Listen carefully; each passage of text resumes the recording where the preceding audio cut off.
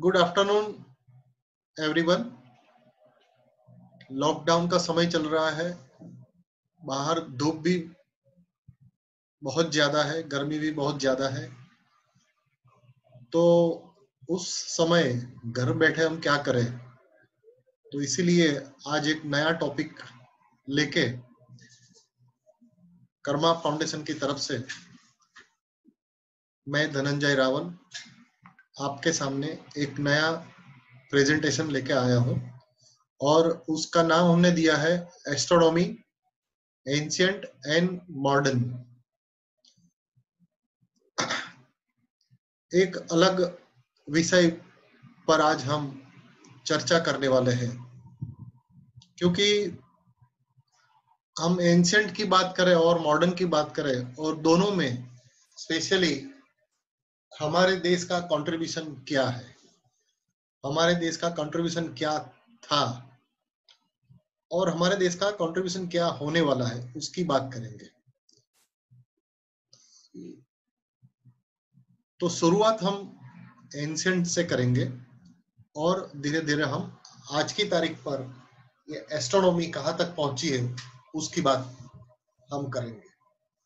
तो दोस्तों, ये बात सब शुरू करने से पहले थोड़ी हमारी एक्टिविटी के बारे में मैं आपको बताना चाहूंगा कि हम एस्ट्रोनॉमी के फील्ड में या तो साइंस एजुकेशन के फील्ड में क्या क्या काम करते हैं, थोड़ी उसकी बात करेंगे।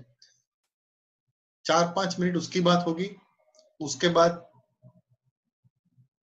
20-25 मिनट एंशिएंट एस्ट्रोनॉमी की बात करेंगे, बाद में मॉडर्न एस्ट्रोनॉमी की बात करेंगे और उसके बाद थोड़े क्वेश्चन आंसर की भी बात करेंगे।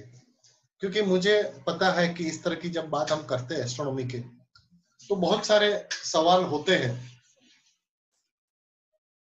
आपके मन में कोई भी सवाल है तो आप जो भी मन में सवाल आता है ये आप नोट कर देना, और नोट करने के बाद जब मेरा सेशन खत्म हो जाएगा और ओपन फॉर ऑल हम कर देंगे, तब आपके सवाल मुझे पूछ सकते हैं। शायद ये ऐसा भी हो सकता है कि ये मेरा प्रेजेंटेशन आपको बाद में दिखाई दे, कहीं से आपको मिले, तो भी आप मुझे कांटेक्ट कर सकते हैं। मुझे आपके जो सवाल है मुझे भेज सकते हैं, मैं आपको रिप्लाई करने का प्रयत्न करूंगा।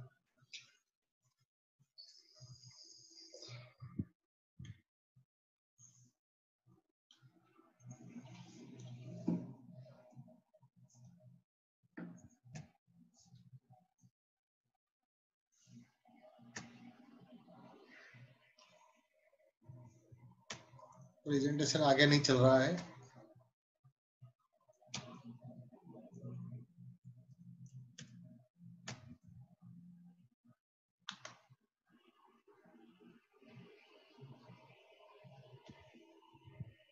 यस, तो दोस्तों, मैंने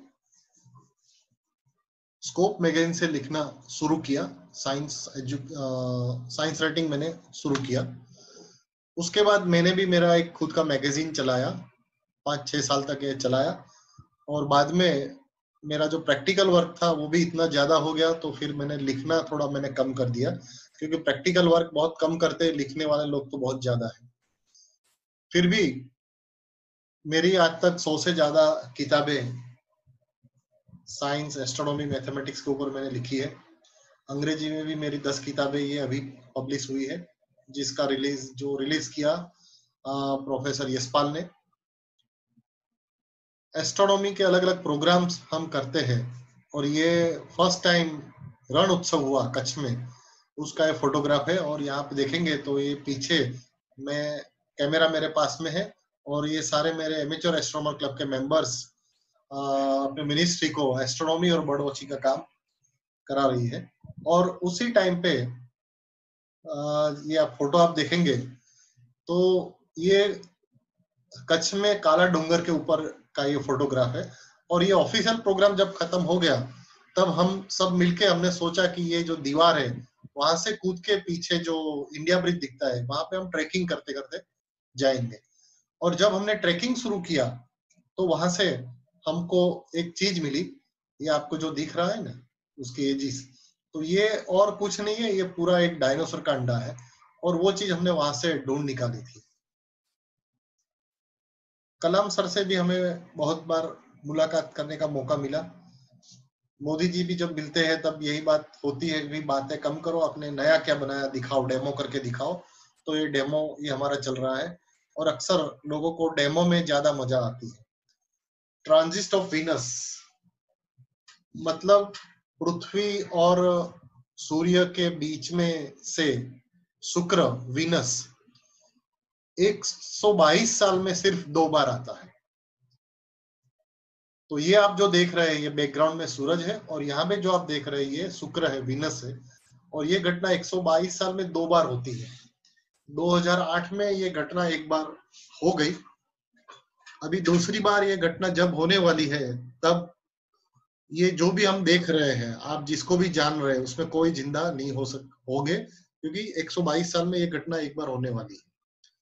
और तब हमने एक प्रोग्राम रखा था, ट्रांजिट ऑफ वीनस का एक वर्कशॉप हमने रखा था।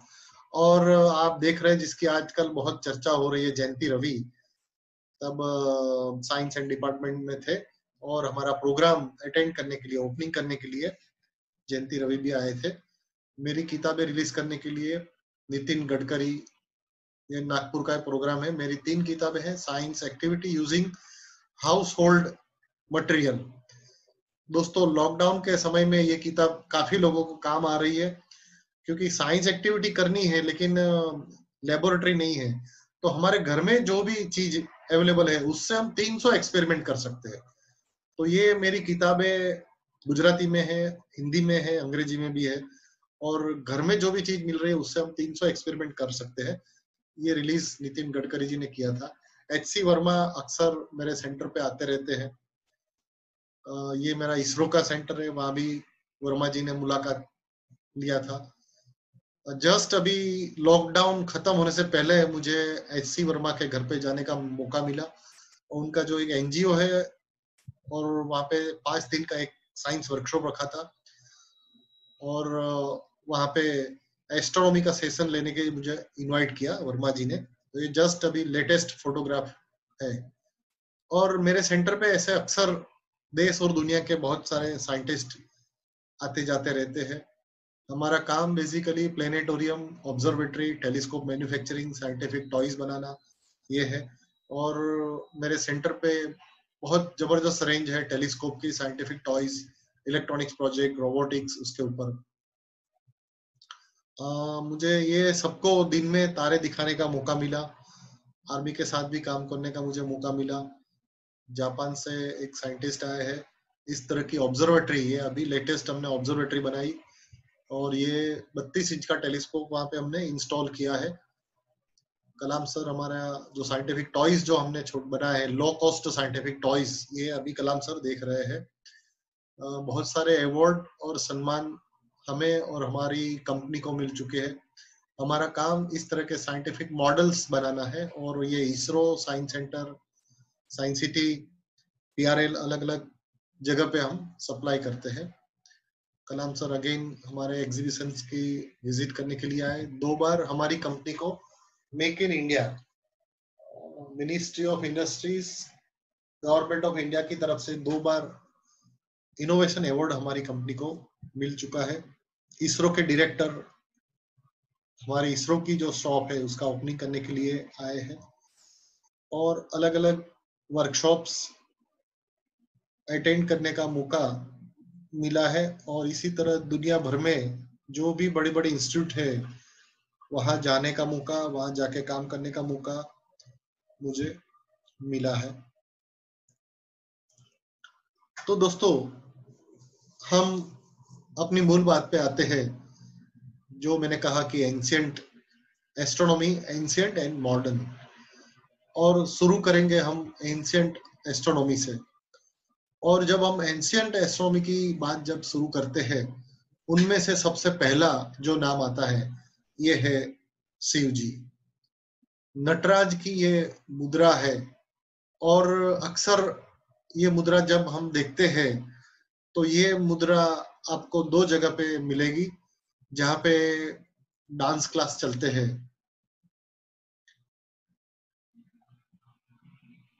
वहां पे आपको नटराज की मुद्रा आपको देखने को मिलेगी, क्योंकि शिव जी ये जो सौम्य और तांडव नृत्य करते हैं ये बताया जाता है। लेकिन दोस्तों आपको ये पता नहीं है कि ये जो मुद्रा है इस ये भी टोटली साइंटिफिक है, क्योंकि हमारे शास्त्रों में लिखा गया है कि शिव जी के हाथ में, यहाँ पे आप देख रहे हैं तो ये जो डमरू है, तो डमरू जो है उसका जो काम है, उनका काम है क्रिएशन करना। जब तक ये डमरू बजता रहता है तब तक नई नई चीज बनती जा रही है, क्रिएशन, ब्रह्मांड का जो है जन्म और विस्तार होता जा रहा है, होता जा रहा है, होता जा रहा है। और दूसरे हाथ में आप देखेंगे तो अग्नि है, तो अग्नि का मतलब है सर्वनाश। तो दोनों काम, ब्रह्मांड को उत्पन्न करने का और सर्वनाश करने का काम शिव जी अपने कॉस्मिक डांस से करते हैं। अपने शास्त्रों में लिखा गया है, जब से हम शुरुआत करते हैं तो सबसे पहले नाम ये आता है। लेकिन धीरे धीरे हम थोड़े नजदीक के समय में आए तो 5वीं शताब्दी में आप यहाँ पे देखेंगे तो पंच सिद्धांतिका में हमें ऐसे बहुत सारे साइंटिफिक एविडेंस मिलते हैं। यहाँ पे आप देखेंगे तो ये पंच सिद्धांतिका में distance between sun and earth कैसे मेजर किया गया जाता है उसकी बात यहाँ पे बताई गई है। आप यहाँ पे देखेंगे तो मैंने फिर से ये सारी चीज ड्रॉ करके रखी है ताकि आप समझ सके कि डिस्टेंस टू सन, पृथ्वी और सूरज के बीच में अंतर कितना है। ये एकदम सिंपल इसका मैथमेटिक्स है, ऐसा कुछ नहीं है। और ये मैथमेटिक्स से आप उन्होंने जाने, हमारे जो पंच सिद्धांतिका जिसने लिखा है उसने बिल्कुल सिंपल एक्सपेरिमेंट से ये बात बताई। भास्कराचार्य हमारे जो एंशियंट एस्ट्रोनॉमर जो थे, उनमें से एक नाम भास्कराचार्य भी है। तो भास्कराचार्य ने बहुत सारे ऐसे इंस्ट्रूमेंट बनाए। आप देखेंगे तो ये एक हम उसको कहेंगे जल घड़ी है। यहाँ से पानी गिरता है और गिरने के यहाँ पे पानी, ये जो छोटा सा ग्लास जैसा जो है वहां पे पानी भर जाता है, और जितना जब पानी भर जाता है, वजन बढ़ जाता है, तो वो नीचे घूम जाता है और पानी यहाँ पे आ जाता है। तो इसलिए इस तरह की एक जल घड़ी उन्होंने बनाई थी टाइम को मेजर करने के लिए। फिर यहाँ पे एक देखेंगे तो एक लैटिट्यूड मेजरमेंट के लिए एक इंस्ट्रूमेंट है, जिसको आज भी हम बनाना चाहते हैं। हम बहुत सारे हमारे एस्ट्रोनॉमिकल वर्कशॉप में बच्चों को ये इंस्ट्रूमेंट बनाना सिखाते हैं। और ये सन डायल एक स्टिक हमने रखा है, और ये एक स्टिक से बहुत कुछ एस्ट्रोनॉमिकल एक्टिविटी हम करते हैं। तो ऐसे बहुत सारे इंस्ट्रूमेंट हमारे एंशियंट एस्ट्रोनॉमर ने, जो हमारे ऋषि मुनि है, भास्कराचार्य ने बनाए थे। उसके बाद आर्यभट्ट का भी उल्लेख आता है। आर्यभट्ट ने भी बहुत सारी खोज इसके बारे में की। इनका जन्म कहाँ हुआ है उस पर भी बहुत सारी अलग अलग थियरी है। लेकिन ऐसा भी माना जाता है कि नालंदा यूनिवर्सिटी जो है उसके जो ऑब्जर्वेटरी के जो हेड जो थे वो आर्यभट्ट थे, ऐसा उनका मानना है। कई बार कोई ऐसा भी कहते हैं कि ये केरला से बिलोंग करते हैं, कई बार उनको ऐसा भी, ये नर्मदा नदी के आसपास जो इलाका है वहां पे भास्कराचार्य रहते हैं। तो ये अलग अलग बातें उनके लिए बोली जाती है। लेकिन उन्होंने भी हमको पता है कि जी शून्य का जो आविष्कार जिन्होंने किया, और आइंस्टाइन ने कहा कि जब तक ये दशांश पद्धति नहीं खोजी जाती तब हम ये जो सारी जो गणना करते थे ये गणना हम नहीं कर पाते, और जो एस्ट्रोनॉमी आज तक जहाँ पहुंचा है वो हम नहीं पहुंचा सकते। तो स्पेशली नोट आर्यभट्ट के बारे में आइंस्टाइन ने भी कहा था। और विदेशों में भी हम देखें तो विदेशों में भी एस्ट्रोनॉमी की शुरुआत बहुत पुराने जमाने से, स्टोन एज का ये जो पिक्चर आप जो देखते हैं, आप देखते हैं तो ये इंग्लैंड में है। लंदन से आप बाय रोड जा सकते हैं देखने के लिए। तो पहले के जमाने में भी लोग इस तरह के कुछ पत्थर वगैरह रख के अरेंजमेंट करके अपने ऋतु का परिवर्तन, समय की गणना करते थे। इस तरह का एक मॉडल आपको समझ में आएगा कि देखो सूरज की किरण है जो गिर आपको यहाँ से यहाँ जो गिरती हुई दिखाई देती है सुबह से शाम तक, और वो ट्रैवल करती है यहाँ से यहाँ तक। तो तब से हमें पता चलता है कि सूरज का भी ट्रैवल कहाँ है, गर्मी कब शुरू होगी, ठंडी कब शुरू होगी। तो इस तरह के मॉडल उस जमाने में भी बनाए थे लोगों ने। आप यहाँ देखेंगे तो ये एक रोमन पीरियड में ये जो टाइमिंग यहाँ पे दिखाया गया है, वहां पे इस तरह का इंस्ट्रूमेंट आप देखेंगे कुछ बनाया है। इंस्ट्रूमेंट क्या है ये अभी किसी को पता नहीं है। बेसिकली ऐसा भी लगता है कि ये जो शिवलिंग का जो प्लेटफॉर्म है ये भी हो सकता है। माया संस्कृति में भी एस्ट्रोनॉमी की बहुत सारी बातें की गई है। माया संस्कृति में भी ये भी लिखा है कि ब्रह्मांड की उत्पत्ति हुई और एक दिन उसका अंत होने वाला है। ये बात माया संस्कृति में लिखी गई है। हम इजिप्शियन संस्कृति की बात करें तो इजिप्ट के जो पिरामिड है उसका कनेक्शन सीधा जो हमारा ओरायन कॉन्स्टलेशन है उसके साथ भी उनको किया गया है। आप यहाँ पे देखेंगे कि ये जो 3 पिरामिड का जो लाइन जो है उसको जो तो इस तरह से 3 जो अर्थ है, फिर विनस है और मार्स से उनको उनका रिलेशन माना गया है। एक ये भी बात आती है कि जो पिरामिड जब बना तब उनका जो मम्मी जो यहाँ पे रखा गया था उसकी पोजीशन उस समय स्टार की पोजीशन कहाँ कहाँ थी ये मेंशन किया था। क्योंकि अभी जो हमारा ध्रुव तारा जो है ये ध्रुव तारा उत्तर दिशा है, लेकिन उस जमाने में हमारा ध्रुव तारा उत्तर दिशा नहीं था। ये जो तारा था वो उत्तर दिशा है, लेकिन 2500 साल पहले की ये बात है। अभी 2000 साल और 25 4500 साल पहले हमारी उत्तर दिशा बिल्कुल ध्रुव तारा के सामने नहीं थी और कोई और जगह पे थी। और ये पिरामिड के थ्रू हम जान सकते हैं, वहां पे भी ये सारी चीज बताई गई है। ओरायन बेल्ट के जो बीच में 3 तारे हैं, ये 1 2 3 रात को आप ओरायन कॉन्स्टेलेशन देख सकते हैं, लेकिन ये तीनों तारे बिल्कुल सीधे नहीं है, एक जरा स्लांट है। आउट ये जो ट्रैक बनाते हैं तो आउट ऑफ ट्रैक है। इसी तरह आप देखेंगे तो दो ये जो पिरामिड बनाए गए हैं उसमें से ये 2 पिरामिड तो एक लाइन में है, लेकिन तीसरा पिरामिड थोड़ा साइड में है, जिस तरह से 3 तारे हैं। तो एस्ट्रोनॉमी उस जमाने में भी कुछ न कुछ लोग उसका रेफरेंस लेते थे।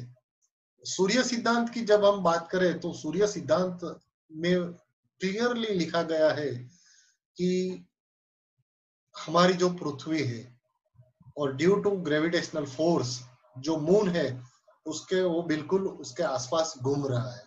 हमारी अर्थ भी सूरज के आसपास गोल गोल घूम रही है। लेकिन आपके मन में सवाल होगा कि क्या ये ग्रेविटेशनल फोर्स जो है अगर उससे गोल गोल घूमती है तो ग्रेविटेशनल फोर्स से तो कोई भी चीज नीचे गिर जाती है, तो हम सूरज के ऊपर क्यों नहीं गिर जाते, या तो चंद्र है ये पृथ्वी पे क्यों नहीं गिर जाता। लेकिन 2 फोर्स अप्लाई होता है, एक तो ग्रेविटेशनल फोर्स और दूसरा जो है ये सेंट्रीफ्यूगल फोर्स। मून का जो सेंट्रीफ्यूगल फोर्स है ये उनको लगातार पृथ्वी से दूर लेता जा रहा है और पृथ्वी जो चंद्र पे गुरुत्वाकर्षण बल लगाती है तो वो चंद्र को दूर नहीं जाने देता। तो चंद्र दूर भी नहीं जाता और ग्रेविटेशनल फोर्स के कारण चंद्र दूर जाना चाहिए, अरे पृथ्वी पे गिरना चाहिए, लेकिन at the same time centrifugal force के कारण वो दूर वो पृथ्वी पे नहीं जाता, गोल गोल घूमता है। तो ये 2 चीज सेंट्रीफ्यूगल फोर्स और ग्रेविटेशनल फोर्स दोनों के कारण वो जहां है वहां पे गोल गोल घूम रहा है। हमारी पृथ्वी जहां है वो सूरज के आसपास गोल गोल घूम रही है। और ये सिद्धांत शिरोमणि में बहुत क्लियरली लिखा गया है, 6ठे श्लोक में लिखा गया है। लेकिन आजकल तो हम आइजैक न्यूटन की बात ही सही मानते हैं, क्योंकि उसके कई सदियों बाद 11वीं सदी में आइजैक न्यूटन ने यही ग्रेविटेशनल फोर्स की बात कही है।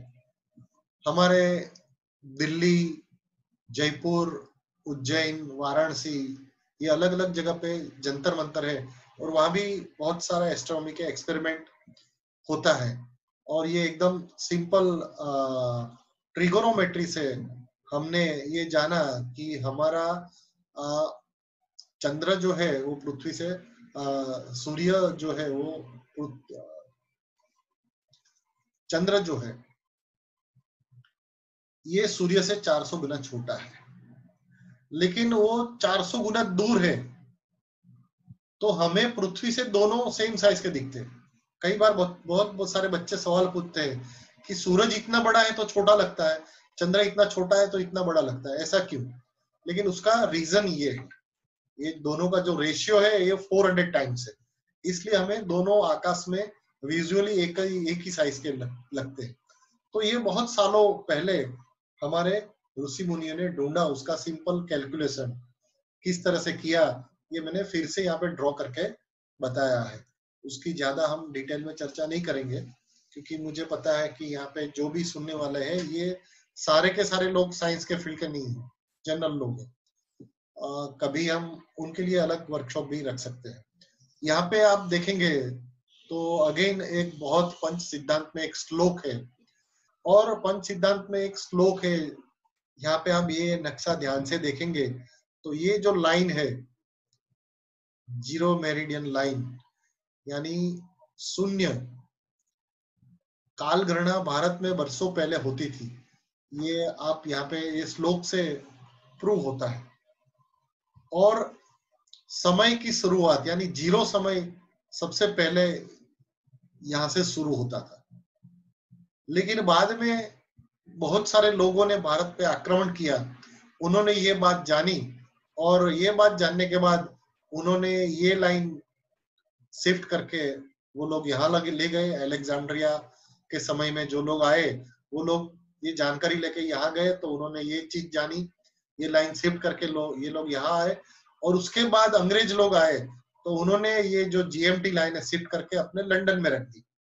तो आज जो भी हम टाइम जोन की बात करते हैं तो जीरो स्टार्ट होता है लंदन से, हमारा भारत 5.5 घंटे आगे टाइम जोन जो बनाया है। लेकिन बरसों सदियों पहले ये टाइम जोन यहाँ से शुरू होता था, और उसका प्रूफ श्लोक में तो है ही है, लेकिन बाद में यहाँ देखेंगे कर्कवृत हमारे गुजरात से कलकत्ता तक पसार होता है, आसाम से भी कर्कवृत पसार होता है। लेकिन एक ये जगह है कर्क रेखा स्थल डोंगला, ये एक जगह ऐसी है कि बरसों पहले हमारे एक साइंटिस्ट थे जिनका नाम मैं आपको बताऊंगा, डॉक्टर विष्णु श्रीधर वाकणकर। ये एक ऋषि मुनि से कम नहीं थे। ये बरसों पहले ये जगह पे आए और उन्होंने बताया कि ये एक जगह ऐसी है कि दुनिया में आप कहीं भी जाओ, लेकिन बिल्कुल 12 बजे अपने सिर के ऊपर सूरज आ जाता है।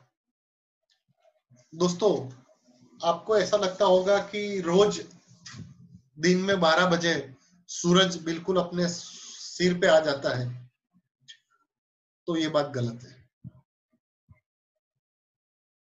कर्कवृत से लेके विषुववृत्त और उसके बाद मकरवृत्त, पृथ्वी पे सिर्फ इतने जो विस्तार है, कर्कवृत्त से लेकर मकरवृत्त तक के विस्तार जो है, ये विस्तार इतने हैं कि वहां पे साल में सिर्फ 2 बार सूरज सिर्फ सिर पे आता है।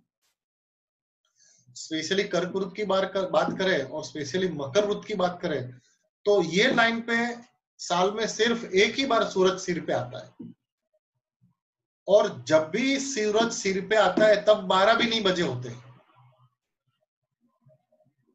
आप देखेंगे, अगर अहमदाबाद से ये चीज आप देखेंगे तो जीरो शैडो डे कब है ये आप ढूंढ लेना, गूगल पे आपको मिल जाएगा।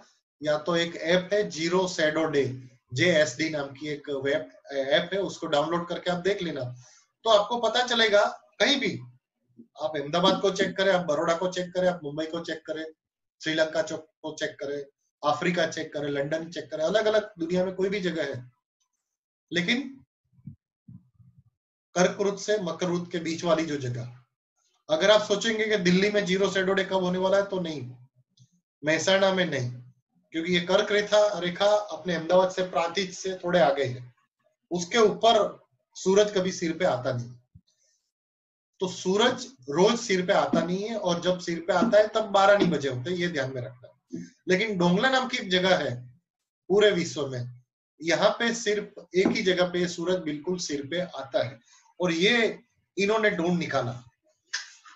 आज तक किसी ने ये नोंद नहीं ली थी, लेकिन बाद में ये जगह का इम्पोर्टेंट लोगों ने जाना और उसके बाद वहां पे एक ऑब्जर्वेटरी बनाई गई है और यहाँ पे इतना बड़ा टेलीस्कोप भी इंस्टॉल किया है।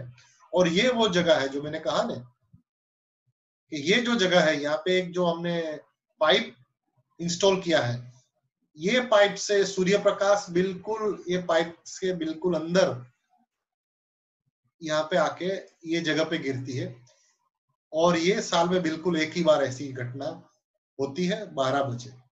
तो ये भानु करम परम क्रांति शोध बिंदु, ये डोंगला नाम की जगह है।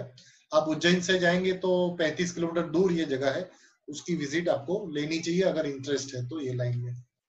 बाद में बहुत सारे लोगों ने इस तरह के इंस्ट्रूमेंट बनाए, जो मैंने कहा ना भास्कराचार्य ने जो बनाए थे उसका रेफरेंस लेके बहुत सारे लोगों ने एंशिएंट एस्ट्रोनॉमी में ये सारे इजिप्ट संस्कृति में भी बहुत सारे इंस्ट्रूमेंट इन लोगों ने बनाए। आप देखेंगे अरेबियन कंट्री में भी बहुत सारे लोगों ने इस तरह का बनाया। ये भी एक आप देखेंगे तो काफी ये साइंटिफिक फोटोग्राफ है, लेकिन मुझे आश्चर्य लगता है कि क्या ये टेलीस्कोप है, क्योंकि ये आईपीस बहुत बड़ी साइज है, सॉरी ऑब्जेक्ट लेंस बहुत बड़ी साइज की है, ये आईपीस बहुत छोटी साइज का है। और यहाँ पे आप देखेंगे तो अब आजकल के जो टेलीस्कोप में जो होते हैं काउंटरवेट, एक काउंटरवेट यहाँ लगाया है, एक काउंटरवेट साइड में पड़ा है, बहुत सारे इंस्ट्रूमेंट यहाँ भी पड़े हैं जो यहाँ फिट होते होंगे। तो मुझे लगता है कि क्या ये आर्टिस्टिक फोटो है या रियल में किसी ने बनाया है।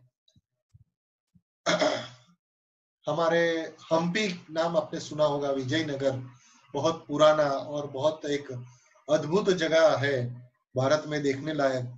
अक्सर लोग ताजमहल देखने जाते हैं, लेकिन ये जगह आप जब देखेंगे तब आप ताजमहल को भूल जाएंगे। इतनी सारी कला, इतना सारा साइंस यहाँ पे है, आपको जाके देखना चाहिए।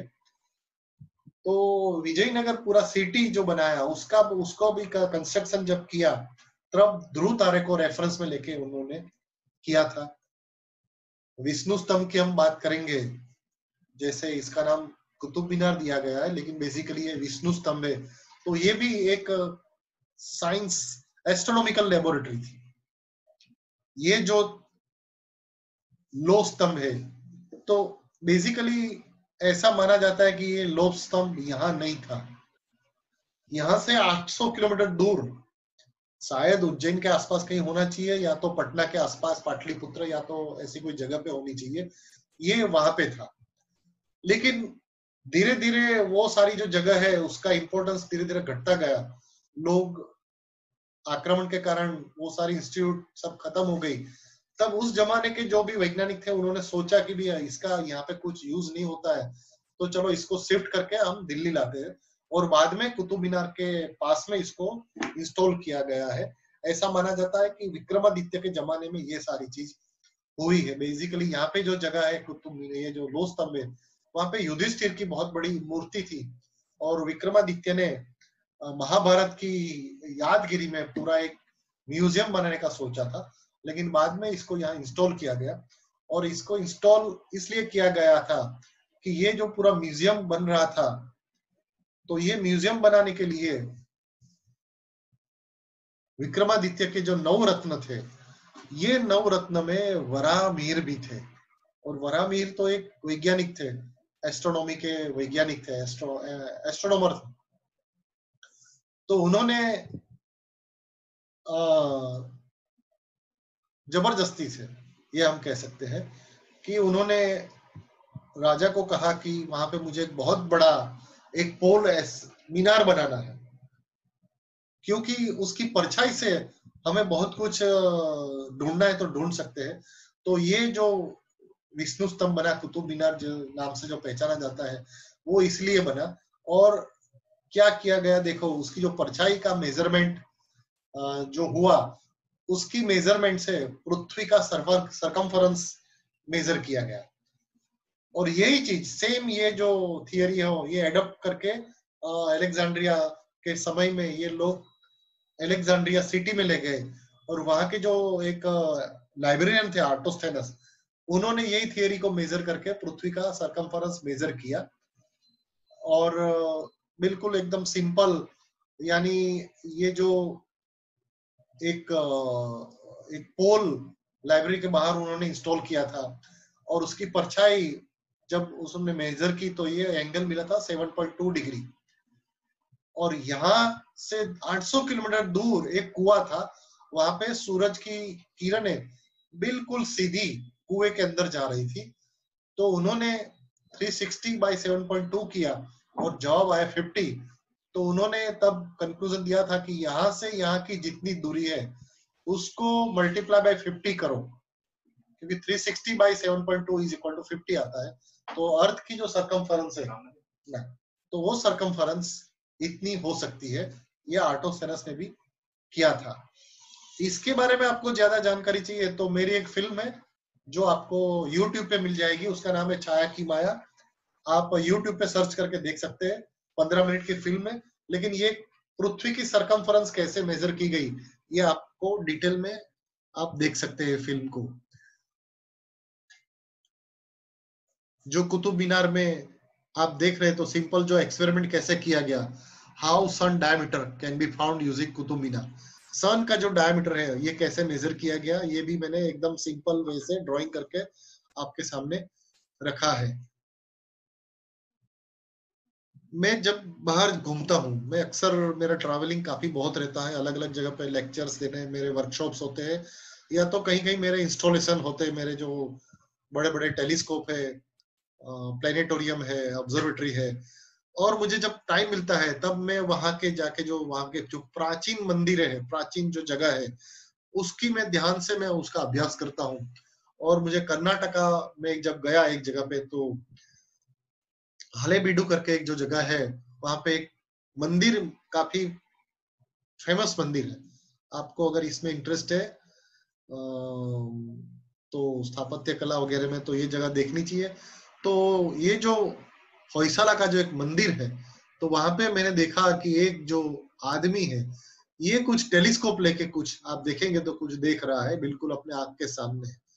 तो क्या टेलीस्कोप उस जमाने में भी था, एक सवाल मन में होता है।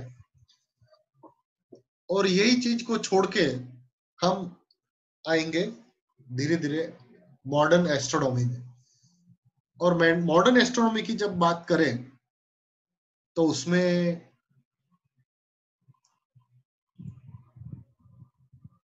केपलर का नाम आता है, कोपरनिकस का भी नाम आता है, गैलीलियो का भी नाम आता है। कोपरनिकस ने भी बहुत सारी थियरी दुनिया के सामने रखी, केपलर ने भी बहुत सारी थियरी दुनिया के सामने रखी। लेकिन गैलीलियो एक ऐसा आदमी था जिनके पास टेलीस्कोप नाम की चीज उनके पास आई, क्योंकि उन्होंने देखा कि कोई चश्मे की दुकान में जो टेक्नीशियन काम कर रहा है, ये दो लेंस को जोड़ के देख रहा है तो दूर की चीज नजदीक दिखती है। तो यही थीम पे उन्होंने ये आप जो देख रहे हैं उस तरह का एक टेलीस्कोप बनाया। और टेलीस्कोप से हम कह सकते हैं कि सबसे पहले आकाश में देखने का काम गैलीलियो ने किया।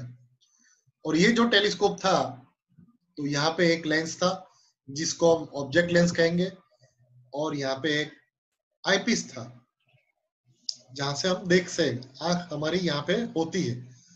तो ऑब्जेक्ट लेंस और आईपीस दोनों जगह पे लेंस है, यहाँ पे भी ऑब्जेक्ट लेंस है, ये भी आईपीस है।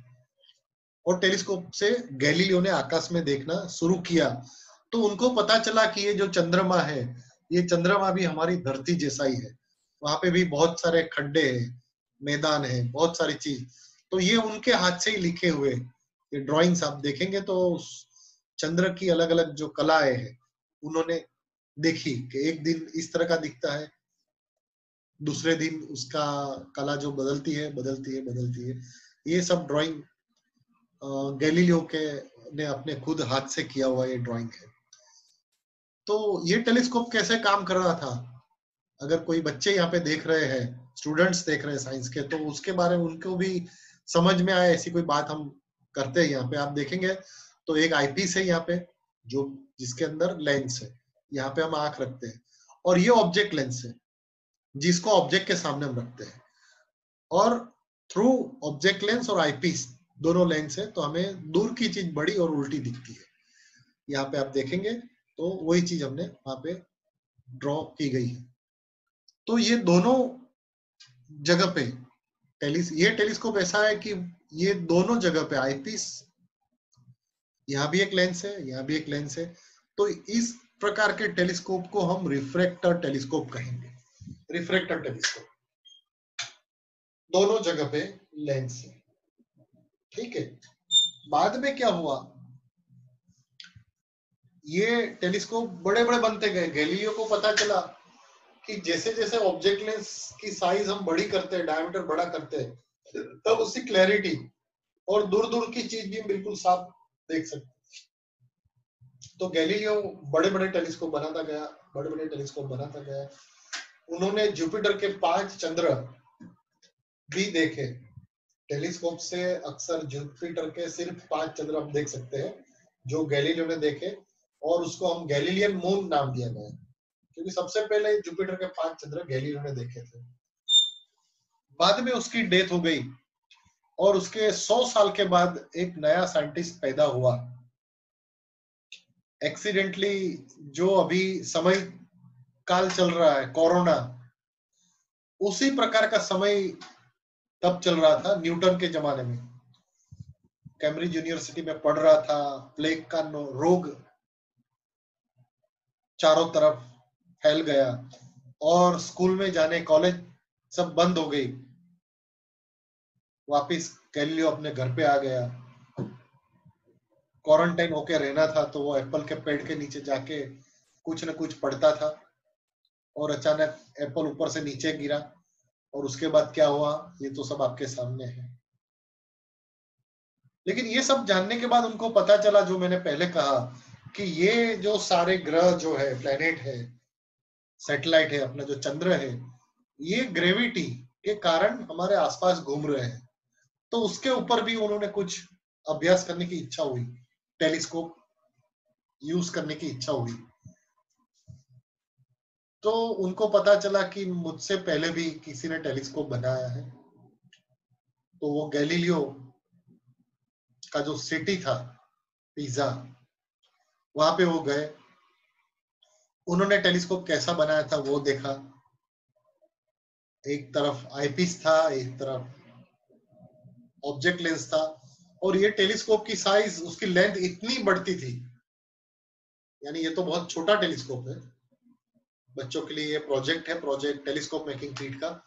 तो ये आईपीस, ऑब्जेक्ट लेंस, ये आईपीस, लेकिन ये साइज जब हम बढ़ाते हैं तब इसकी लेंथ भी धीरे धीरे बढ़ती है।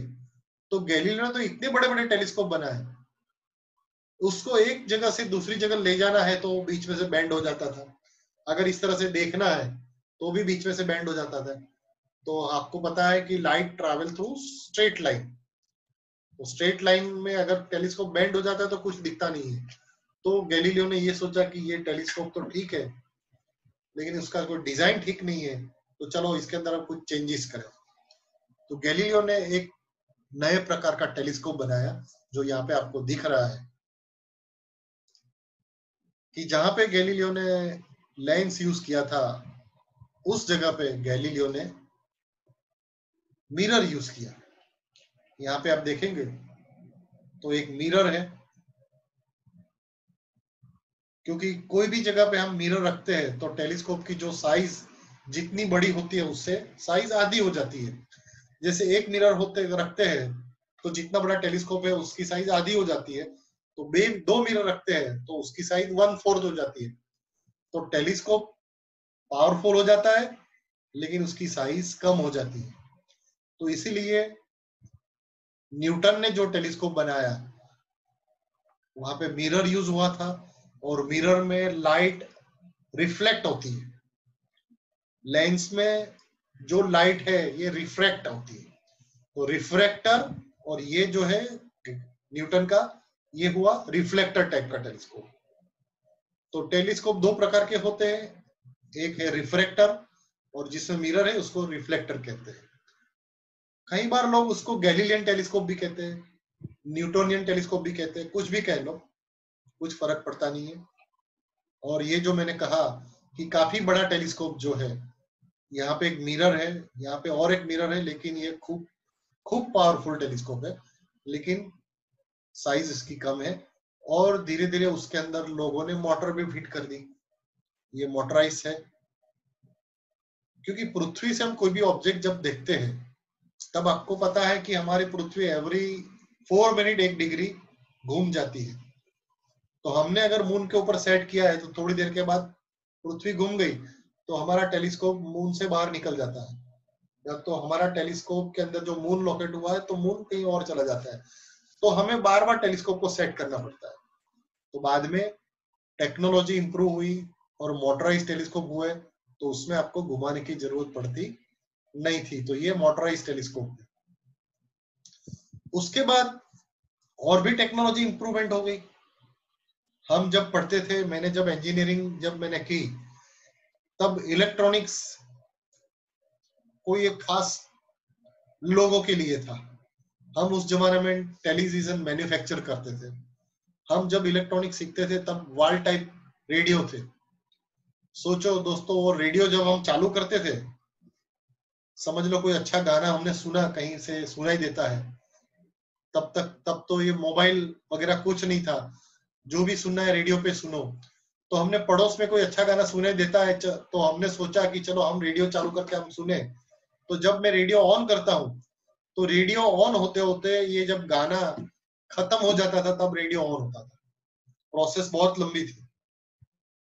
अभी क्विक स्टार्ट है, लेकिन बाद में वॉल टाइप थियरी के बदले जब सॉलिड स्टेट आया, ट्रांजिस्टर बने, आईसी बनी, आईसी के बाद कंप्यूटर बने, micro processor, micro controller circuit जब आई, तब यानी समझ ले हम टेक्नोलॉजी में सडनली जबरदस्त चेंज आया।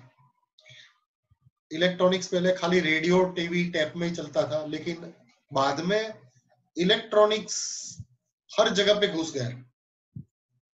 आज देखो तो ऑटोमोबाइल में भी इलेक्ट्रॉनिक्स है। गाड़ी कैसे चलानी वो सीखना पड़ता है, क्योंकि बहुत सारे इलेक्ट्रॉनिक गैजेट अंदर फिट किए गए हैं। इस तरह का ये कंप्यूटर आप देखेंगे तो ये पूरा कंप्यूटराइज टेलीस्कोप। इसके अंदर कंप्यूटर है, जीपीएस है, माइक्रो कंट्रोलर सर्किट है, इलेक्ट्रिक मोटर है, सब कुछ है। और ये टेलीस्कोप तो है ही है, लेकिन ये कंप्यूटर टेलीस्कोप ऐसा है कि ये कीबोर्ड से मुझे कुछ नहीं करना। मुझे पता नहीं है आकाश में जुपिटर कहाँ है, तो मैं सिर्फ जुपिटर टाइप करके सिर्फ एंटर का बटन प्रेस करूंगा तो ये टेलीस्कोप आकाश में जुपिटर कहाँ है, पहले तो वो अपने पृथ्वी पे लोकेशन कहाँ है वो ढूंढ लेगा। उसके बाद आकाश में जुपिटर या तो सैटर्न कहाँ है, जो भी देखना है। यानी इसके अंदर 4000 डेटाबेस दिए गए हैं। आकाश में जो चीज हम तक को दिखती है, सारे प्लेनेट, गैलेक्सीज, ऑब्जेक्ट्स, ऐसी 4000 चीजें है, उसका डेटा इसके पास है। तो मुझे कुछ नहीं करना, जो भी गैलेक्सी देखनी है उसका नंबर टाइप करना है, एंटर करना है, और गैलेक्सी के सामने टेलीस्कोप जाके खड़ा हो जाएगा। तो दोस्तों टेक्नोलॉजी ने बहुत सारा चेंजेस कर दिया, तो कंप्यूटराइज टेलीस्कोप आ गए। कंप्यूटराइज टेलीस्कोप के बाद मैंने कहा कि डायमीटर जितना बढ़ता है इतना लाइट गैदरिंग पावर ज्यादा हो जाता है। तो उसके बाद में लार्ज अपर्चर टेलीस्कोप बनते गए। आप देखो ये जो टेलीस्कोप है उसका डायमीटर कितना बड़ा है, कितना बड़ा टेलीस्कोप। ये जो टेलीस्कोप है उसका डायमीटर 35 इंच का डायमीटर। तो ये लार्ज अपर्चर टेलीस्कोप बनते गए, और बनते बनते इतने बड़े टेलीस्कोप बने। तो ये जो आप फोटोग्राफ देखेंगे, तो ये फोटोग्राफ आप ध्यान से देखें तो यहाँ पे आपको बहुत सारी गाड़ियां खड़ी, ये सारी कार खड़ी है। तो इसको देख के आपको पता चल जाएगा, ये जो आपको जगह दिख रही है ना उसके अंदर पूरी ट्रक चली जाती है, इसके अंदर ट्रक चली जाती है।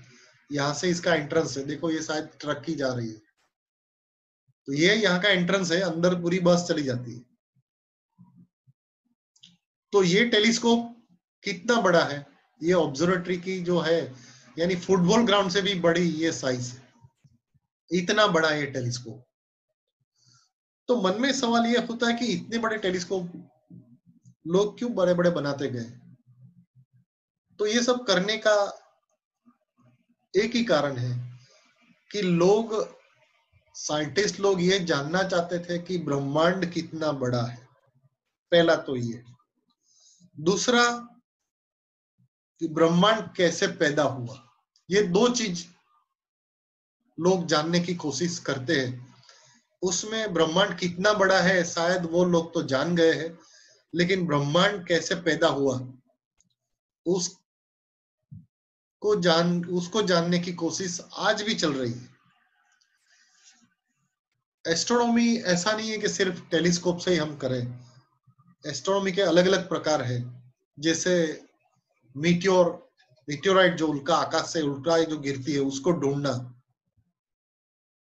हम बहुत बार ऐसी घटना होती है हमारे गुजरात में और भारत में, इस तरह की मीटियोराइट जब गिरती है तब उसको ढूंढने के लिए हम जाते हैं। हमारे जैसे गुजरात में बहुत सारे मेरे दोस्तों हैं, एमेच्योर एस्ट्रोनॉमर है, बहुत सारे स्टूडेंट्स हैं जो हमारे एस्ट्रोनॉमी क्लब के साथ जुड़े हुए। तो हम सब सारे मिल के जब हमें कहीं से इंफॉर्मेशन देती है कि यहाँ पे मीटियोराइट गिरी है, तो उसको ढूंढने के लिए हम जाते हैं। पूरा एरिया हम कॉम्बिंग करते हैं। कई बार तो पीआरएल के साइंटिस्ट भी हमारे साथ में होते हैं और इस तरह की मीटियोराइट भी हम ढूंढ लेते हैं। यहाँ पे आप देखेंगे तो और भी एक चीज, यहाँ पे हमने एक डायनासोर का अंडा यहाँ पे हमने रखा है। तो मीटियोराइट, ये इतनी बड़ी भी मीटियोराइट होती है, इतनी बड़ी मीटियोराइट भी होती है। आप देखेंगे तो इतनी बड़ी मीटियोराइट भी होती है, 250 टन की मीटियोराइट है। दोस्तों, इतनी बड़ी मीटियोराइट अगर गिरी तो मैं कह सकता हूं कि एक समझ लो एटम बम की इफेक्ट जो है, उतनी इफेक्ट इससे आ सकती है। यानी अहमदाबाद में गिरी तो मेहसाणा से बड़ौदा तक का पूरा एरिया खत्म हो जाता है। और आपको शायद जानकारी होगी या नहीं होगी कि महाराष्ट्र में लोनार करके एक जगह है, लोनार सरोवर, लोनार क्रेटर। वो पहले एक ऐसी उल्का वहां पे गिरी थी और उसकी इम्पैक्ट के कारण इतना बड़ा सरोवर बन गया और आज वो तालाब बन गया है। लेकिन आज भी वहां का पानी खारा पानी है। तो महाराष्ट्र में आप जाएंगे तो वो चीज आप देख सकते हैं। अजंता इलोरा जब देखने को जाते हैं तब ये चीज बिल्कुल नजदीक है, तो वो भी चीज देखनी चाहिए। लोनार सरोवर, लोनार क्रेटर। उसके बाद में आप देखेंगे तो अभी तक मैंने जो भी टेलीस्कोप आपको बताया ये सिर्फ ऑप्टिकल टेलीस्कोप थे, लेकिन अभी ये जो टेलीस्कोप है ये एक्सरे टेलीस्कोप है। क्योंकि बहुत सारे ऑब्जेक्ट इतने दूर है उसकी लाइट यहाँ पे आती नहीं, ऐसे बहुत सारे स्टार्स है। तो साइंटिस्ट को पता चला कि ऐसे बहुत सारे फ्रीक्वेंसी वो ट्रांसमिट करते हैं। अगर वो फ्रीक्वेंसी जो ट्रांसमिट करते हैं उसको हम कैच कर लें और उसको मॉड्यूलेट करें, उसको कंप्यूटर में डाल के फिर बाद में उसकी इमेज जनरेट कर सकते हैं, वीडियो डिस्प्लेइंग हम कर सकते हैं। तो उसके लिए बनाया गया रेडियो टेलीस्कोप। तो जो रेडियो टेलीस्कोप आउटर स्पेस से जो आते हैं, ये एक रिसीवर जो होता है उससे रिसीव होता है, एक जगह पे फोकस होता है। तो यहाँ पे सिग्नल बहुत पावरफुल बन जाता है, अलग अलग जगह पे आते हैं तो रिफ्लेक्ट होके एक जगह पे फोकस हो जाता है और फोकस होके वो एलएनबी के थ्रू सर्किट में आ जाता है, एम्पलीफाई होता है और उसका डिकोडिंग होके बाद में एक इमेज बनती है। तो ये काम रेडियो टेलीस्कोप से होता है। आप देखेंगे तो रेडियो टेलीस्कोप, ये जो मैंने आपको दिखाई एक डिश एंटेना, ऐसी बहुत सारी डिश एंटेना को जोड़ के बनाया जाता है। आप देखेंगे तो ये कम से कम ये जो डिश एंटेना है इसकी साइज हम कह सकते हैं कि 50 फुट के आसपास एक डिश एंटेना, इतनी बड़ी। तो कितने सारे आप देखेंगे तो ये डिश एंटेना इसकी फिट की गई है रेडियो टेलीस्कोप की। और इस सब के, क्योंकि बहुत दूर दूर से जो सिग्नल आते हैं वो काफी वीक होते हैं, तो सबको इकट्ठा करके फिर एम्पलीफाई करते हैं और इमेज प्रोसेस करते हैं। ऐसे बड़े बड़े रेडियो टेलीस्कोप भी है। देखो ये सिंगल डिश, यानी फुटबॉल ग्राउंड से भी बड़ा एक डिश बनाया है और इसका सिग्नल यहाँ पे रिसीव होता है, डोरी से बांधा गया है और सब जगह से रिफ्लेक्ट होकर यहाँ पे आता है, फोकस होता है, जैसे सूर्य कुकर में होता है सेम। और ये सिग्नल रिसीव होके फिर एम्पलीफाई करते हैं और दूर दूर की आकाश गंगा है, गैलेक्सी से जो सिग्नल आते हैं उसको रिसीव करते हैं और मॉडिफाई करके जानते हैं। लेकिन साइंटिस्ट को, वैज्ञानिकों को ये भी पता चला कि पृथ्वी से हम जो भी देखते हैं, रात को जब आप आकाश पे जाके सारे तारे, नक्षत्र वगैरह, ग्रह वगैरह देखते हैं, तो उसकी इमेज आपको ब्लैक एंड व्हाइट ही दिखती है। क्यों ब्लैक एंड व्हाइट आती है? क्योंकि हमारा पृथ्वी का जो एटमॉस्फेयर है, तो बाहर से जो भी कलरफुल इमेज आती है, ड्यू टू एटमॉस्फेयर सारे कलर एब्जॉर्ब हो जाते हैं और हमें यहाँ से सिर्फ ब्लैक एंड व्हाइट इमेज मिलती है। तो नासा ने एक टेलीस्कोप बनाया जिसका नाम रखा गया है हबल टेलीस्कोप। इतना बड़ा डायमीटर है, इसका लेंस यहाँ पे फिट गया है, इतना बड़ा डायमीटर है, इतना बड़ा डायमीटर, इसके जितना ये लेंस मिरर यहाँ पे फिट किया गया है। इतना बड़ा, समझ लो ये 5 मीटर डायमीटर है इसका। इतना बड़ा टेलीस्कोप बना के स्पेस में भेजा है, क्योंकि 400 किलोमीटर ऊपर एटमॉस्फेयर खत्म हो जाता है और वहां पे एक टेलीस्कोप रखा गया है, ऑप्टिकल टेलीस्कोप। और बाद में पृथ्वी से उनको कमांड देते हैं और अलग अलग जगह पे उनको घुमाते हैं और बाद में जो इमेज मिली, तो ये ऑप्टिकल टेलीस्कोप से इस तरह की कलरफुल इमेज, ये गैलेक्सी, स्पाइरल गैलेक्सी यहाँ पे दिख रही है, एंड्रोमेडा गैलेक्सी। तो ब्रह्मांड तो बिल्कुल कलरफुल है, लेकिन पृथ्वी से देखते तो ब्लैक एंड व्हाइट दिखती है, लेकिन हबल टेलीस्कोप से बहुत सारी इमेज कलरफुल हमें मिलती है। आप नासा की वेबसाइट में जाके हबल टेलीस्कोप की बहुत सारी इमेज आप देख सकते हैं। ये भी एक एक्सरे टेलीस्कोप है और एक्सरे टेलीस्कोप से सूरज का देखो फोटोग्राफ लिया गया, तो सूरज के अंदर क्या एक्टिविटी चल रही है ये आप यहाँ से देख सकते हैं। और बाद में हमने बहुत सारे ऐसे सैटेलाइट बनाए जिनको आकाश में भेजे ब्रह्मांड की सैर करने के लिए।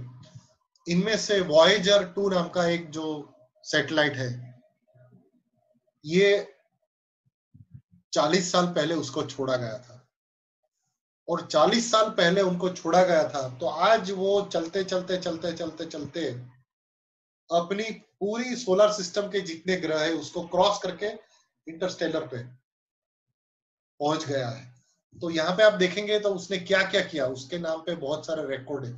इतना दूर सैटेलाइट किसी का आज तक गया नहीं, 40 साल पहले गया हुआ ये जो है।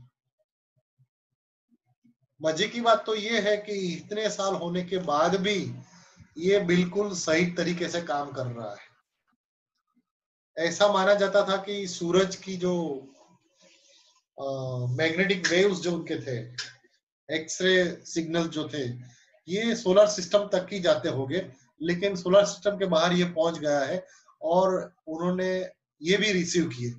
यानी सूरज की असर सोलर सिस्टम के बाहर भी हो रही है, ये इन्होंने प्रूव करके दिखाया है। और इसमें बहुत सारे ऐसी चीज भी अंदर डाल के रखी है, क्योंकि सोलर सिस्टम के बाहर ये निकल गया है। तब उस जमाने में वैज्ञानिकों ने सोचा कि अगर इसको किसी ने पकड़ लिया, हम मानते हैं कि हमारे जैसे और भी ग्रह है और वहां भी हमारे जैसे लोग बस रहे हैं, जिसको एलियन के नाम से हम जानते हैं, और अगर इसको किसी ने पकड़ लिया तो उनको पता होना चाहिए कि भी ये कहां से आया है, हमारे पृथ्वी पे लोग कैसे हैं, ब्रह्मांड में हमारा स्थान क्या है।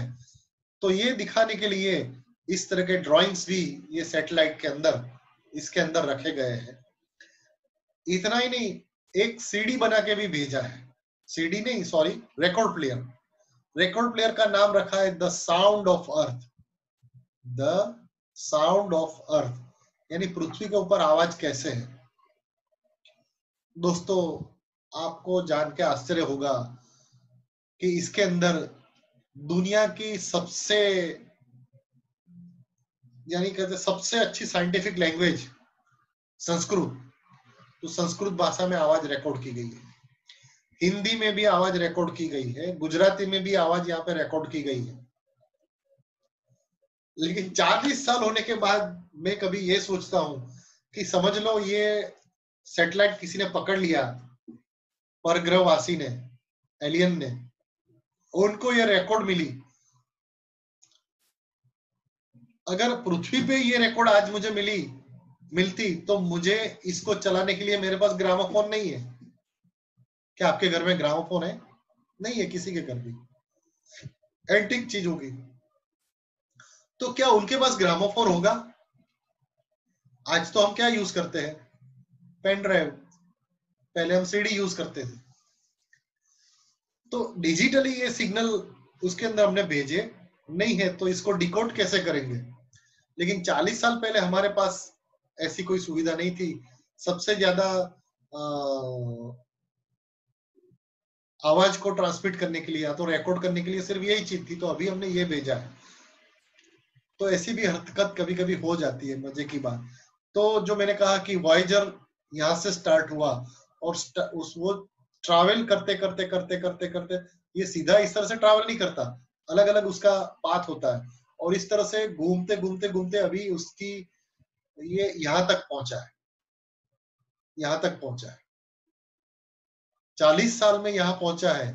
तो अगर ये सबसे पहला तारा है, यहाँ पे अगर उसको पहुंचना है तो चलेगा, उसको टाइम लगेगा 40,000 साल। आप देखो, अभी तो यहाँ से यहाँ ओर्ट क्लाउड से बाहर निकलना है, तो ब्रह्मांड तो कितना बड़ा है। तो ब्रह्मांड को पूरा घूमना, अगर आपको घूमना है, उसकी एज पे जाना है, तो वहां पे जाते जाते कम से कम 150 करोड़ साल हो जाएगा। इतना बड़ा ब्रह्मांड है। तो यहाँ तक हम लोग पहुंचे हैं, हमारी एस्ट्रोनॉमी, मॉडर्न एस्ट्रोनॉमी यहाँ तक पहुंची है। लेकिन मैंने ये कहा कि हम दो चीज ढूंढने का प्रयत्न करते हैं कि ब्रह्मांड कितना बड़ा है, और दूसरा ब्रह्मांड कैसे पैदा हुआ। तो उसको ढूंढने के लिए अलग तरीके से हम प्रयत्न करते हैं। हाँ, हमने मानव को भी भेजने का प्रयत्न करा। मून पे हम जा चुके हैं, 40 साल पहले हम मून पे जा चुके हैं। हमने रोबोट या तो रोवर मार्स तक हमने भेज दिया है। हम अभी मार्स पे आदमी को भी भेजने का प्रयत्न हम कर रहे हैं। कभी कभी नासा की एक्टिविटी में इस तरह के सर्टिफिकेट भी हम ले लेते हैं। ये एस्ट्रोनॉमिकल सॉफ्टवेयर है जिससे आजकल हमारा काम बहुत सरल हो गया है। लेकिन ब्रह्मांड की उत्पत्ति को ढूंढने का प्रयत्न हमारे एंशियंट साइंटिस्ट भी करते थे, या तो मैं कह सकता हूं कि उनको तो पता ही था। लेकिन ये बात विदेश के वैज्ञानिकों को पता नहीं था। लेकिन भारत में सबसे पहले 1970 के दशक में कुमार स्वामी करके एक साइंटिस्ट था, उन्होंने इंडियन कॉस्मोलॉजी में जो भी कुछ लिखा है उसकी हम कहते हैं उसका उसको एक्सप्लोर किया और इस बात को दुनिया भर में फैलाया। कुमार स्वामी करके थे साइंटिस्ट, और उनकी बात सुनने के बाद बहुत लोगों की आंख खुल गई और उन्होंने भी इंडियन कॉस्मोलॉजी पढ़ने का प्रयत्न किया। और प्रयत्न करते करते रशिया का जो मीर सैटेलाइट जो भेजा था आकाश में, जिनमें एस्ट्रोनॉमर भी थे, वो सबसे पहले नटराज की प्रतिकृति लेके गए। आज भी उसकी वीडियो आपको ऑनलाइन मिलती है कि नटराज को लेके वो स्पेस शटल में गए थे। उसके बाद जो आप फोटोग्राफ देख रहे हैं, कार्ल सेगान, उन्होंने भी इंडियन कॉस्मोलॉजी का बहुत डिटेल में अभ्यास किया और उन्होंने माना कि भारत की जो संस्कृति के अंदर जो कॉस्मोस के बारे में बातें लिखी है वो मेरे ख्याल से बिल्कुल सही है। यानी ब्रह्मांड की उत्पत्ति कैसे हुई, ब्रह्मांड का अंत कैसे हुआ। देखो, किसी ने ब्रह्मांड का अंत हुआ ऐसा लिखा नहीं है, लेकिन भारतीय कॉस्मोलॉजी में ये चीज लिखा है और ये इन्होंने माना है। कार्ल सेगान, इनफैक्ट तो कार्ल सेगान ने तो भारत में आके पूरी एक डॉक्यूमेंट्री बनाई, कॉस्मोस नाम की जो सीरीज थी उसके अंदर, और उनका नाम रखा कॉस्मिक डांस ऑफ शिवा। आप नेट पे सर्च करके देख सकते हैं, यूट्यूब में ये आपको डॉक्यूमेंट्री देखने को मिलेगी। और उनका कहना था, the Hinduism is the only one of the world's greatest faith dedicated to the idea that the cosmos itself undergoes an immense, indeed an infinite number of deaths and rebirth. देखो, infinite number of death and rebirth. It is the only religion in which the time scale correspond to those of modern scientific cosmology. ये doctor Karl सेगान ने कहा था, दुनिया के बहुत महान यानी मोस्ट फेमस मॉडर्न एस्ट्रोफिजिसिस्ट, उन्होंने ये लिखा है। देखो यूट्यूब पे उसकी फिल्म आपको मिलेगी कार्ल सेगान की।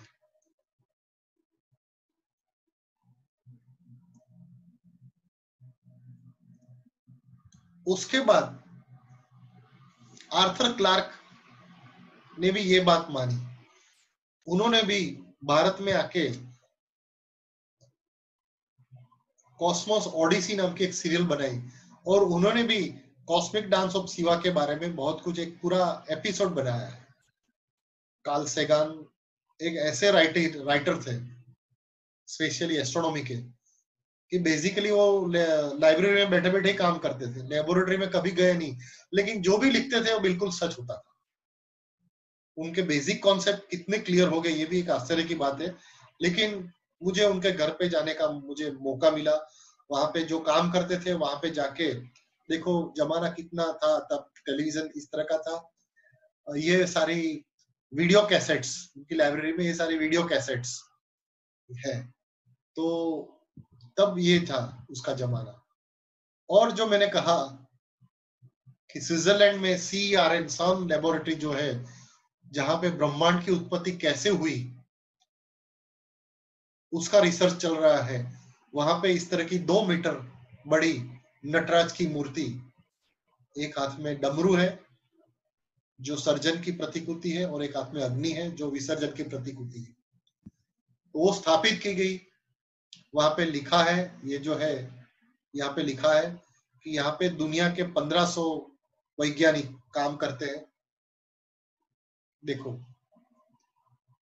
Anil Kakodkar atomic energy commission के जो सेक्रेटरी थे, जब उसको ऑफिशियली रिलीज हैंड ओवर करने गए तब का ये फोटोग्राफ है। और यहाँ पे जो मैंने कहा ये लिखा है कि दुनिया के 1500 साइंटिस्ट यहाँ पे काम करते हैं और सबने ये माना कि इंडियन कॉस्मोलॉजी में जो ब्रह्मांड की उत्पत्ति कैसे हुई ये सत्य के बिल्कुल नजदीक है, और वही थियरी पे हम काम करना यहाँ पे होता है। और ये उसके अंदर का फोटोग्राफ है, आप देखेंगे तो ये अभी ये जो LHC है इसका डायमीटर 5 किलोमीटर है, 5 किलोमीटर। पहले इतना था, फिर ये बनाया, फिर अभी जो है इसका डायमीटर 5 किलोमीटर है। लेकिन अभी जो नया जो बनने जा रहा है उसका डायमीटर 100 किलोमीटर है। इतनी बड़ी टनल यहाँ पे बनने वाली है और उसके बाद एटम को गोल गोल घुमाएंगे और जबरदस्त उसका कोलाइडन करेंगे, और ये देखने के बाद उनको पता चलेगा कि ब्रह्मांड की उत्पत्ति कैसे हुई।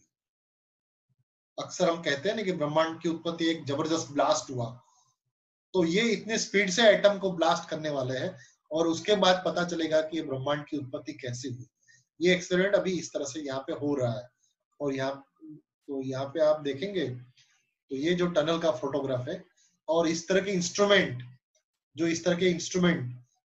जो बनते हैं, तो इसमें कंट्रीब्यूशन भारत का भी है। भारत के भी बहुत सारे साइंटिस्ट वहां काम करते हैं और बहुत एक्टिव पार्टिसिपेंट भारत का है।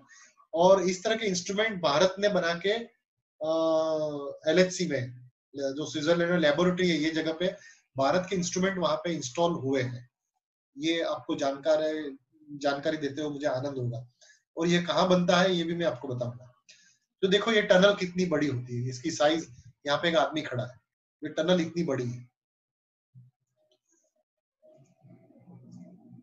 और ये जो इंस्ट्रूमेंट जो बनता है, ये लोगों ने इसरो का नाम सुना होगा, पीआरएल का नाम सुना होगा, लेकिन किसी ने Raja Ramanna centre for advance technology RRCAT का नाम नहीं सुना होगा। ये भी एक भारत की इसरो जैसी एक इंस्टीट्यूट है और ये इंदौर में है। और इंदौर के अंदर भी 1.25 किलोमीटर बड़ी एक टनल बनाई है और वहां भी बहुत सारे एक्सपेरिमेंट किए जाते हैं। मुझे वहां जाके भी देखने को, काम करने का मुझे वहां पे मौका मिला। तो दोस्तों, जहां तक हम एस्ट्रोनॉमी की बात करते हैं, ब्रह्मांड की उत्पत्ति जो हुई वो कैसे हुई, उसका जन्म कब होगा और नई जब कब पैदा होगी, ये हमारे इंडियन कॉस्मोलॉजी में, हिंदू कॉस्मोलॉजी में लिखा है। It is believed that the universe is created and destroyed in A cycle every 4.332 billion years. Quite interestingly, this period is quite close to the current scientific age of the earth. क्योंकि ये जो corona का जमाना चल रहा है तो लोग ये सोचते हैं कि अभी ये क्या होने वाला है। तो साइंटिस्ट लोग ये कहते हैं कि ये पृथ्वी का अंत बहुत नजदीक है। एक्चुअली ये टाइम तो ड्यू हो रहा है, हम जो जी रहे हैं वो बोनस में जी रहे हैं, ऐसा इनका कहना है। तो दोस्तों, मेरा प्रेजेंटेशन यहाँ पे खत्म होता है। बहुत लंबी बात भी इसमें कर सकते हैं, लेकिन हमारा टाइम का भी एक लिमिट है, उसमें ये बात हम खत्म करते हैं। आपने मुझे ध्यान से सुना, इसके लिए मैं आपका आभार व्यक्त करता हूँ और खास करके कर्मा फाउंडेशन का मैं आभार व्यक्त करता हूँ कि लॉकडाउन के अंदर भी लोगों को कुछ न कुछ तरीके से उनको नया नया नॉलेज और बिजी रखने का प्रयत्न किया है, कुछ नया देने का प्रयत्न किया है, ताकि जो सब पे आफत आके पड़ी है वो उसमें बहुत कम इफेक्ट होकर आसानी से इस तकलीफ से बाहर आ जाए।